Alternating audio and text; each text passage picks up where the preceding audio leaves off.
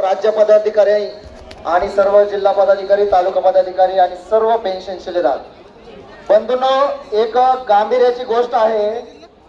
आपण या मोर्चासाठी कोल्हापूर चंदगड तालुक्यातल्या कोपऱ्यातून वर धुळ्याच्या बोराडीपर्यंत, शिरपूर बोराडीपर्यंत किंवा ठाणे पालघर पासून गडचिरोलीच्या भामरागड पर्यंत पासून येतोय. आपण कशासाठी येतोय? मोर्चासाठी.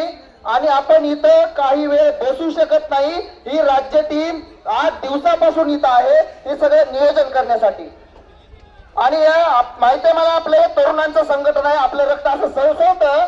परंतु या सळसळणाऱ्या रक्ताला आज तुम्ही उभा राहणार, परंतु म्हातारपणी हे रक्त तुम्हाला उभं राहू देणार नाही. आणि त्या टायमाला लागणारी आपली पेन्शन असं इकडे तिकडे फिरून आपल्याला मिळणार नाही. बंधूंनो, आपल्याला थांबावंच लागेल, बसावंच लागेल, शासनाला भागच पाडावं लागेल जुनी पेन्शन देण्यासाठी.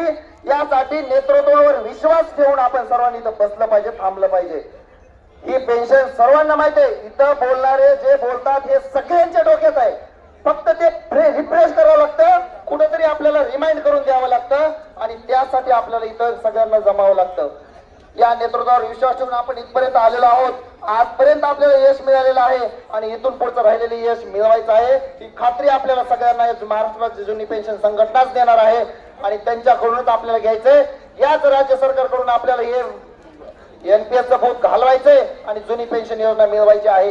काय मिळवायची आहे जुनी पेन्शन योजना? त्या तिथं मॅडम बसलेत, मी मगाशी सकाळी इथं आल्यापासून बघतो, तिथं त्या भिंतीवरती डबा ठेवून त्यांनी पर्स मधला डबा ठेवून खाल्लेला आहे. आणि ग्राउंड वरती मी पाहिलं, 1 वर्षाचा मुलगा आपल्या आई वडिला बरोबर आलेला आहे आणि त्या उन्हामध्ये तिथं त्याला कसं तरी होत होतं, घामाच्या घारात होता त्याचा बाप, त्याच्या कपाळाच्या पुसत होता. त्या संवेदना आपल्या कुठे गेल्या होत्या? बंधूंनो, तुम्ही सुद्धा तुमचं घरदार, तुमचे लेकरं सोडून इथपर्यंत आलेला आहात. आपल्याला प्रवास करून 500-500, 1000-1000 किलोमीटरचा प्रवास करून वापस जायचं आहे, अजून प्रवास करायचा आहे. म्हणून ही संवेदना आपल्यामध्ये जागी ठेवा. आपण इथं आलोय कशासाठी? 365 दिवसामध्ये 1 ते 2 दिवस संघटन मागते आपल्याला आणि या संघटनेला आपण 1 ते 2 दिवस पूर्ण वेळ देऊ शकत नाही. की माझ्यासारख्याला मला लाज वाटते अशा गोष्टीची.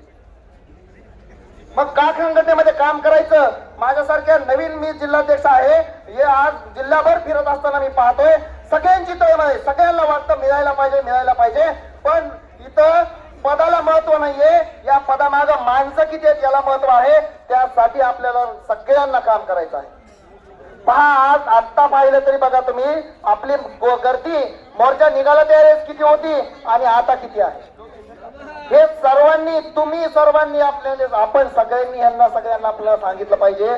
इथून गेलेल्यांना सुद्धा सूचना करून आपण पुढे सांगितलं पाहिजे. या पुढचे आंदोलन मोर्चे सगळे शिस्तीत आले पाहिजेत. शिस्त असेल तरच राज्य कार्यकारिणीची काही आपल्याला सूचना देते ते पण आपल्यापर्यंत पोहोचतात.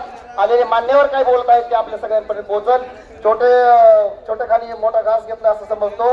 तुमच्या सर्वांची क्षमा मागतो. जे चांगलं आहे ते नक्कीच माझ्याकडून घ्या, जे चुकीचं असेल ते मला वापस द्या. धन्यवाद.